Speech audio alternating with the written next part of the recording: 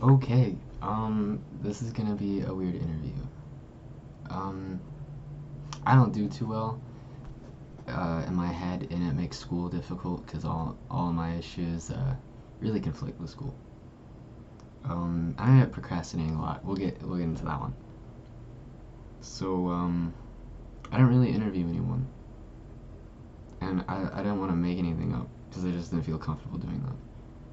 So instead, I decided to interview myself, which seems like it defeats the point of the assignment because it was like with the videos you showed us and stuff. It was about connecting with another person and getting to know someone that you didn't think you knew. But I kind of feel like I have that own role of myself because knowing yourself is tricky. That's a dumb way to explain it, but it's right. To be more in depth, every time you think you know yourself, you do something that surprises yourself. You know what I mean? You get in a situation, you do something, and you go, "Oh, I didn't think I was gonna do that." Or you have a thought and you realize, "Wow, that's how I feel." Like when you realize, maybe the first time you realized you were in love with someone. Maybe it caught you off guard and you were sitting there and it overcame you and you're just like, "Whoa, I didn't know that was in me." You know what I mean? So maybe this is a bad idea and will give me a bad grade. But it's what I'm going with. Um, Due to my own procrastination, and I just want to see how this goes. To be honest, I've written out some questions that I think might be a little challenging for me, but I think they'll make me change my viewpoints a bit, or at least make me rethink something because they're a little bit uncomfortable for me. So I want to see what I say. Okay. Some warm up questions for myself. Ease into it. Where, when were you born? I was born May 5th, 2003, in Houston, Texas. Big city. Didn't live there long. Moved out when I was about 5. My childhood. My parents were kind of absent at first. That's just because they were young too, and they had a lot of stuff going on. My dad, ever on the hustle, he had international data banks for computers and stuff he was doing. My mom had her own issues. They were running a club. They had a lot going on. So they weren't really there until we moved out of Houston, I would say. Um, it was a happy childhood though because I'm a very easygoing person. I tend to go with just what I want to do and what's around me. So them being absent kind of helped shape me a little bit. I got independent to a point, but not like unhealthily so, you know? After that, we moved to Randleman.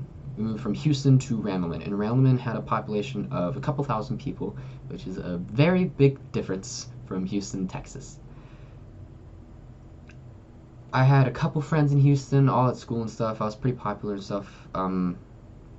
So it was weird going from, you know, 30 kids, 35 kids in a class, all of them knowing me, being friends with all of them, to, you know, 20 something kids, maybe, barely knowing them, coming in new.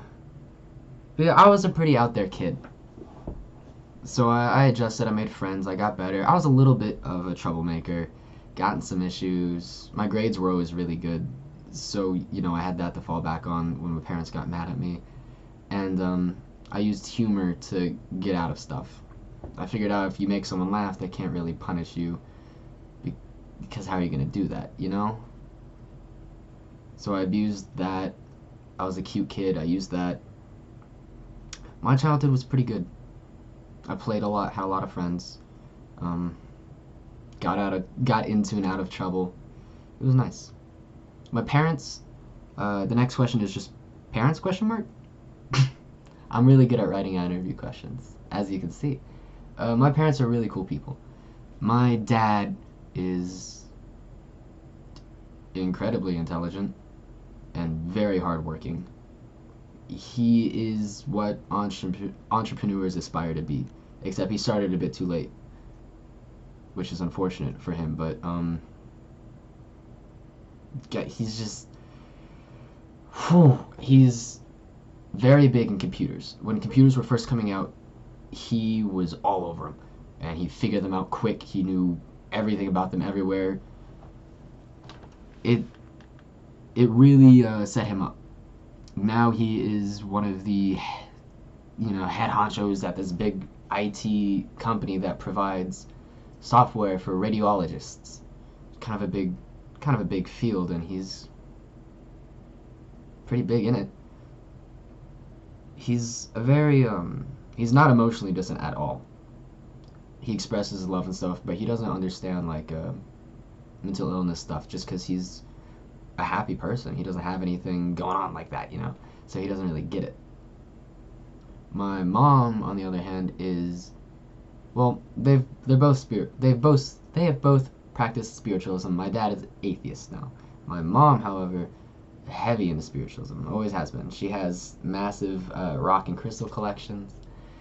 She's very free spirited, and she's a spitfire. She's 5 foot tall, dyes her hair red even to this day, and just one of the most kind of personalities. She's like a wit. She's really kind, she's really smart, and she's got just a fierce streak. Really strong woman. I really love her. She recently got a job. Because she's staying home with me and my sister as we were being raised, so she became kind of a homebody, and started sinking because she was a housewife. And once your kids grow up and that's all you are, you become bored. So she stepped out of that. She got a job. She started picking up more hobbies, and now she's doing a lot better. It's really nice to see her. So my parents are really cool people. They're really balanced, and I think their parenting style is authoritarian, not authoritative, but the one where they set rules, discuss them with the kids. It feels like a democracy in the household. You know what I mean? There's some give, there's some take. It's all compromise. I have a lot of leeway, a lot of freedom. They trust me a lot, and that's because I earn that trust. And when I break it, I have to earn it back. They're pretty good parents. The next question is just school, question mark. I've always struggled in school. I think I've talked to you about this, but it just makes me feel like a failure, no matter how well I do. I got a 30 on the ACT. I maxed out, I think, the grammar scores, the reading scores, and the writing scores, and then got 22 on math and 27 on the science. So I did fairly well. And yet, looking at it, I still felt, not as good. I felt bad. I felt like I had messed up. It's really disheartening whenever you succeed and you still feel like you've failed and you've let yourself or someone else down. And it doesn't matter even if there wasn't someone else to let down or anything like that. I still feel like there is, like I disappointed someone. And I feel like that all the time in school. It doesn't matter what the assignment it is. It doesn't matter what anything is. I just feel like I've messed up, and because I didn't, fully get 100, I didn't full clear it, I feel bad. But, socially, I really flourish in school. I really like people. I love understanding people. I want to get to know people, which is really difficult because people don't even know themselves. I mean, you lie to yourself so many times in a day. Think about it, Be honest with yourself about that, at least. You lie to yourself all the time. People don't even know themselves. That's part of the reason I'm doing this. But I want to get to know them. Because, that seems interesting. Yeah. So, growing up with people my age and stuff, I kind of psychoanalyze people a lot, and I build little files. And it's not in a creepy way or anything like that. It's not like I use it against them. I just do it because I want to connect. I want to empathize with everyone. And I want to understand all of their struggles and their successes and their emotions. I want to feel how they feel about what they feel and get to know it, even if it's not like what's important to them won't be important to me, but I still want to feel that. I want to reciprocate that. I want to have that same passion with them for what it is, just because that's what they're passionate about, Except everything, what they love, what they hate, what makes them sad, all those things. I want to feel that so I can understand them. So that aspect of high school is really great because there's no end of drama, and that sucks a lot. But for getting to understand people, it's really valuable. You see how they react to certain situations, stuff like that. You get to really know people. You know what's important to them, and when you know what's important to someone, then you can do important things for them. You can help them when they need it. You can express love and emotion the way they need, communicate to them in their love languages if you want, that kind of thing. And I think that's really big stuff, because the idea of being able to communicate and share with people is just with words or actions. You take an idea in your head, you do a thing, you make some sounds, and then it's in theirs. That's crazy. That's magic, and we really abuse it. Instead we end up hurting people. We do things to get at people. We troll. We say hateful things. We do hateful things. We bully. That's kind of the opposite of my goal. So yeah, school is a mixed bag. Academically, even though I do well, I used to get all A's. That's declined, let me tell you.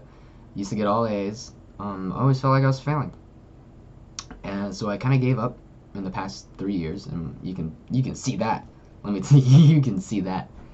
And it kind of doesn't bother me that my grades are bad now, because they don't matter to me. I stopped kind of trying. The only reason I'm scrambling to do all these assignments and stuff is because my parents, they want me to do well, and they do a lot for me.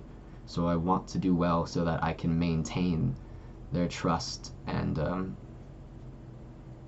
just a good relationship with my parents. That's important. That's the only reason. That's it. Sometimes there's an assignment I enjoy. I love writing stories and stuff, so I'm looking forward to that portion of this. But that's the only reason. Yeah. In what ways are you mature is the next question I wrote, because I think maturity is an important thing. I think I'm mature in I already talked about this a lot, but just being with people. I notice a lot of people do just pointless dumb things with other people. You see it a lot in relationships, high school relationships, or drama and stuff. It's just stupid, petty things that just escalate out of nowhere. I did have one of those things in a high school relationship, my very first one, very first serious relationship. A lot of mistakes, made a lot of mistakes. So did she. High school relationships. But after experiencing that, and looking at my peers and stuff and learning about people, I've gotten really good at letting go of things that hurt, failures, heavy things. I've gotten really good at letting go of my traumas. Just kind of, I've accepted that they happen. I let them run their course, and then I just kind of let go. Is what it is. You just move on. And I think I'm really mature and being aware that everything is temporary. So you gotta appreciate things while you have them. I do a lot of things to make memories with my friends. That's how I spent a lot of my time. My parents were gone for a week, and I think that whole week I only slept at my house once. Because I'm aware that I'm not going to have forever to be with these people and in these places with these opportunities, and I want to cement them. I want it to be something special. So I think I'm mature in letting go of things, being aware of situations, understanding people, and just appreciating what I have when I have it. After that, let's continue. What's your favorite childhood memory? I asked myself. My favorite childhood memory. I've got two. I think I've got two. The first one is I loved weapons when I was a kid. I still love weapons. They're just cool.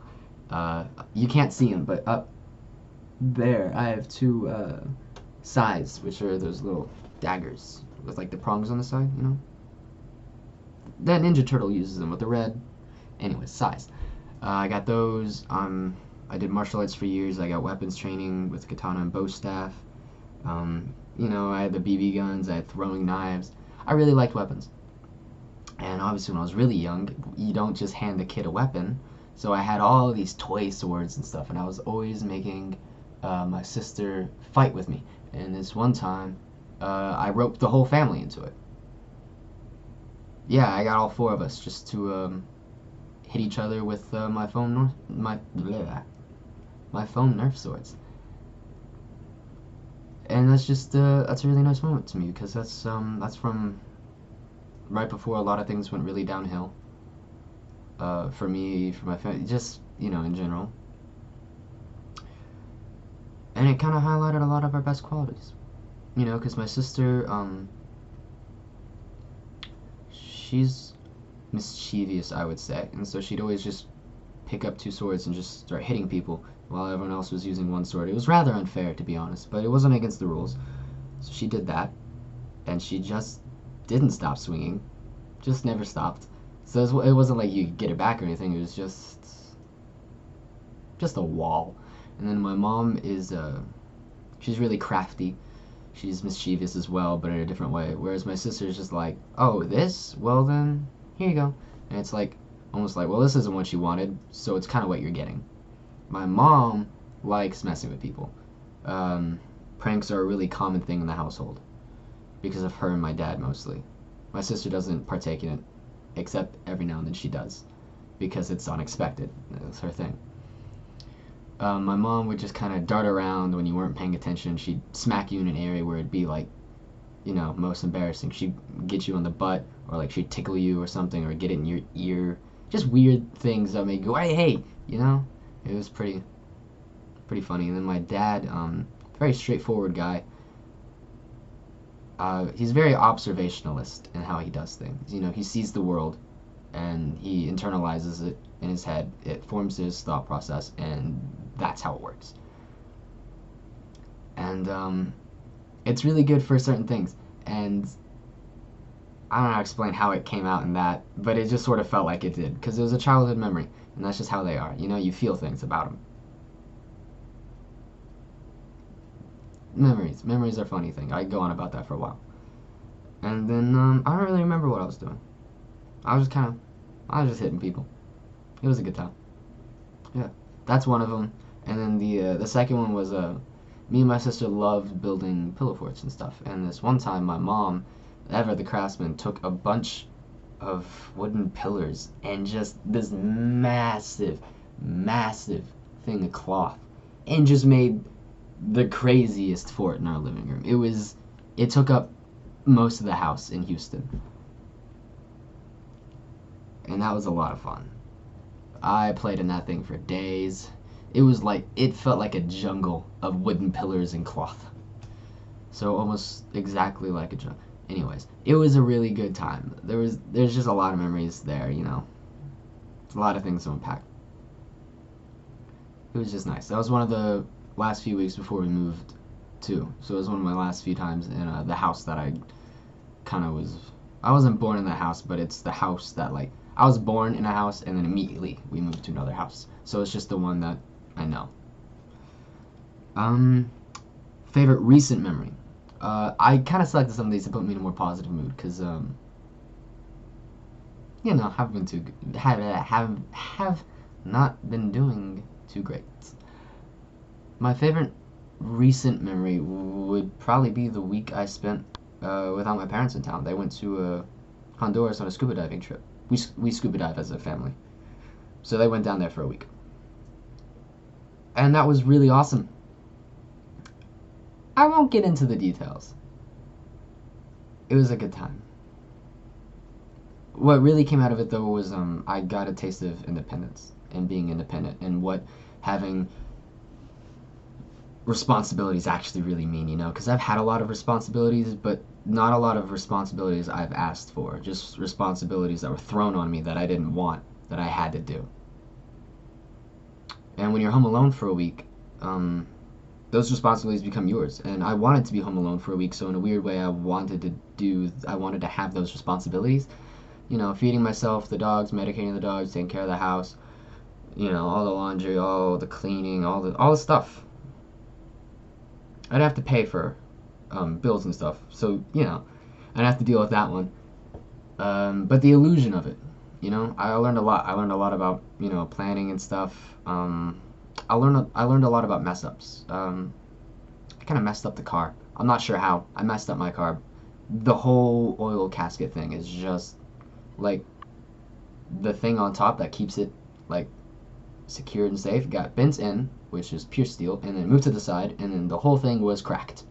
Apparently, I hit something. I have no memory of hitting anything. It's about $2,000 to fix. So there's a learning experience. And it was just it was a really nice week. I'm a very social person, and I really, really need social interaction. I need my friends. And that whole week, they were coming into my house and going. I was going to their houses. It was so nice. It was how I wanted to live. I don't want to live in any set place. I want to have friends all over the place, and I'm just going. I'm going to their place, and they're coming to mine, and we're going and doing things, and just having a really good time. And that's a fundamental breakthrough for me, because I didn't know what I wanted from life. But that week really showed me a glimpse of something that seemed pretty great. So it kind of gave me some more reason to move forward. Who is your best friend? And talk about those some. I don't really have a best friend. I'm weird in that I really need my friends, but I don't keep them that close. I have a lot of friends that are close, and I talk to them about, big things, my problems, my issues, whatever.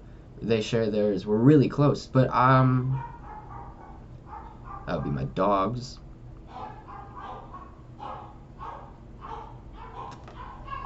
I'm just gonna, one sec.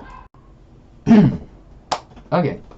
Did a little bit of that. My best friend, though, the closest person to being my best friend would have to be Dalton Nichols. It's his birthday today, the 24th. The day before the quarter ends is when I'm doing all of this. Whew. Anyways, today's his birthday. He's 18 today. Yet he's a year below me. He's a junior, which I give him endless amounts of jabs, being the school appropriate word for. And I just love him. He's had an incredibly rough life. Just the world just keeps giving it to him. But he is still a remarkably stable, strong person. A lot of the people I know do drugs. That's high school. Nicotine, they drink, they smoke, whatever. They do something. And their lives suck, but nothing on Dalton, and he doesn't do anything. I really respect him for that. He's had struggle after struggle, and yet he just keeps himself going with his friends and the way he copes and stuff. He plays his games, and he just kind of keeps it up. He has some bad qualities, He recently got heartbroken. He was in love with a girl for like a year and a half, and she did not feel the same way. That's messed him up on top of everything, but he handles it really well. And just all of these things in his life that he really deals with. Like his dad died when he was 3. And he loves making jokes about it. The first time it ever happened, we were in the bus lot at school, and we were all just chilling, and we were talking, and for some reason we were talking about what our dads would do if we called them by their first names. And I said, oh, my dad wouldn't really care. Some person said, my dad he'd probably grab me or something. They're saying some stuff. And then Dalton just goes, doesn't matter what I call my dad, he's dead. And just started laughing. That's funny to him. Like, genuinely, not like a messed up coping mechanism or something like that, because he still rationally thinks about his dad and misses his dad. But that's just how he does it. And he wants his friends to do it too. He has me make jokes about his dead dad. He's just he's a weird person. I really he's just really out there. It's a messed up idea, but something about it just seems normal when you're with Dalton. And a lot of things are like that with Dalton. He's a crazy, rambunctious dude. He does all these crazy things that are just hilarious. And they just feel normal. They're part of the course around him. He's probably the closest thing I have to a best friend. My first memory. This is weird to explain. I was counting. My first memory is when I'm counting. I was young. I was like 3, probably. Like the first one I can really recall vividly. I was about 3, yeah. And I was counting. My mom congratulated me. She kissed me on the forehead. And then I tricked her into kissing me again. And when she went to kiss me, I stuck my tongue out, and that's what she kissed. And that's the first memory I have. That's the first memory. It's kind of weird, but that's just what's there. She wasn't happy about it. She got pretty mad. And then I made her laugh, and I think that's when the whole making people laugh, they can't punish you thing, like, I was like, alright, that's what I'm doing. So that's probably my first memory as a kid. Did you get into trouble as a kid? Yeah. Yeah, I got into a lot of trouble. Never for anything that serious. It was a bunch of dumb things. Let's see, what's a good one? This one time, I got in trouble on the bus. I got in trouble on the bus a lot. That's where I let my rambunctious, crazy side out as a kid. This was this is middle school. 6th grade? Yeah. A lot of us were throwing pencils on the bus. Just broken, we had taken pencils broken and thrown them at each other. Stupid. But the bus driver got mad, turned the bus around, and sent us to school. And we got in trouble, and they were interviewing us. And like trying to figure out like who was doing it for some reason, because it was this whole big deal for some reason. And I decided I would just take all the blame. So I told everyone, hey, just tell them I was throwing the pencils, and then that's what I'll say. No one else will get in trouble. It'll just be me. Sorry, parched. So that's what I did. That's what we all did, and I got in trouble. And they kept asking me like, oh, are you sure it was just you? I was like, yeah, it's just me. No biggie. And when they called my mom, I was already home by that point, and they called mom. I'd already told her, because I figured if I tell her first, I'll be in less trouble than if I hide it and then she finds out from the school. So that's what I do. And then they call her, and I'm there for the phone call. She puts on speakerphone, and the exact words my principal used was that I was the most polite kid he'd ever had to punish. So that's kind of how most of my trouble as a kid went. Knock, knock. Sorry, that was my mom coming in to give me mail. I got accepted to UNCW. Cool. I'm not gonna go there. I'm gonna go Photech, save all my college money, and then transfer to app, and then I don't know, travel or something after that. Anyways, trouble as a kid. Yeah, I got into a lot of trouble, and I kind of would just talk my way out of it, or make it like I would just kind of accept it, because like I knew that what I had done was against the rules, and it was never something bad. So I was just like, yeah, I did that. I'm sorry. I won't do it again. I really apologize. I don't feel bad about it, but I do understand why it was wrong. That was kind of how I operated. I did a bunch of things, threw pencils. I got into friendly fights on the bus. Did you guys ever have those? You'd fight your friends on the bus? I got in trouble for a few of those. And that was kind of dumb, to be honest, because, it's mutual and stuff. We were both fighting. We were having a good time. It wasn't a real fight, but I get it, because, school. That's how it be. So I got into trouble a lot, but never anything that big. Except once I lied to my parents about brushing my teeth. I said I had brushed my teeth when I hadn't, and honesty and lying and stuff were really big for them, so I got in a lot of trouble. I ended up filling a notebook about this size, one of these, yeah, with sentences, and it just said, "I will not tell lies." That's it. Just that, and no electronics, no going out, all that stuff. So it was like a month of that. Sorry, my trash can is broken. That was the only time I really got in big trouble, I guess. Best advice from father. My dad gives a lot of advice.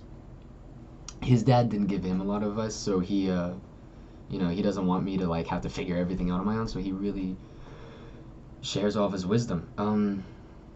There's two really big things, I'd say.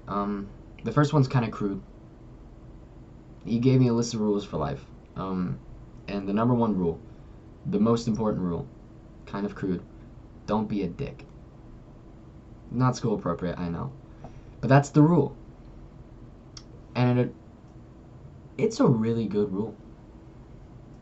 I feel like I don't need to explain it, but it's an interview, so I will.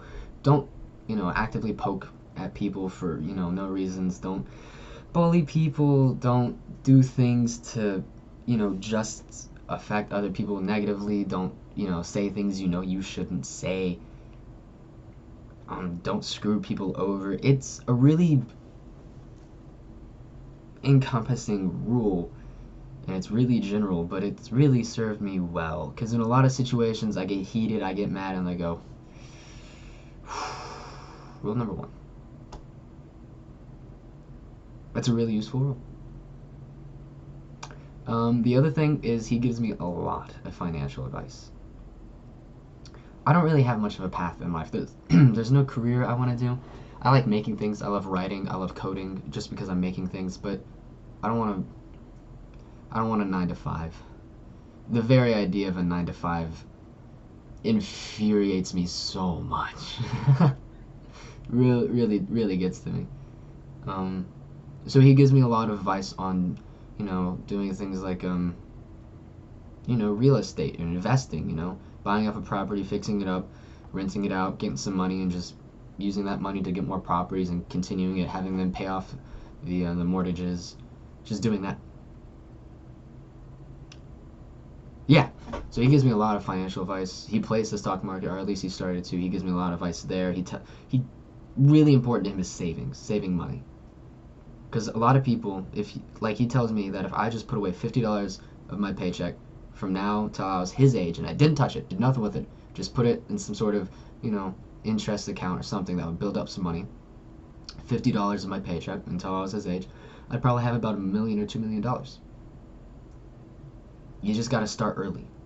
So he's really drilled that into me. So when I'm 19, get a job, take some money, take the college money I'm saving by going to Photech. I'm going to put into some properties and start doing that. Get some money going, build that up, invest, build up real estate, drop ship maybe, I don't know. A bunch of ways I can be my own boss. Yeah. He gives me a lot of good advice. Best part of the day and what feels alive. The best part of the day for me is either whenever I'm with my friends or when I'm making something.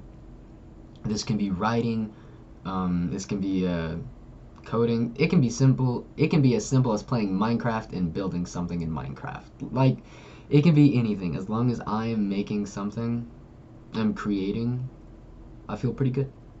It's a form of escapism. I create something I want to go live in. But it's nice. Or when I'm with my friends. I just, I get away from my problems. I feel real. I feel alive. Habits that served you well. That's another thing my dad didn't beat into me, but metaphorically beat into me. Little long, he calls it. Little long. A little bit of effort goes a long way. I'll show you an example right now. Watch this pencil. Magic. Or, oh my god. Watch this coin. 1, 2, 3, gone. Back. Round 2. Magic. A little bit of effort, practicing magic a little bit every day over a long period of time has gotten me to be pretty good at it. Martial arts. Started when I was 5, stopped when I was 12, had a black belt. A lot of weapons training. Little bit of effort over a long time, great results. Saving money, $50 per paycheck. Little bit over a long time. 19 to 40, 5 years old? Big payout, $1 million. Little long. Little long. And that's my interview. I hope, I'm sure you won't watch all of this. It's really long, and I don't feel like cutting it because, I actually kind of felt like a breakthrough right there.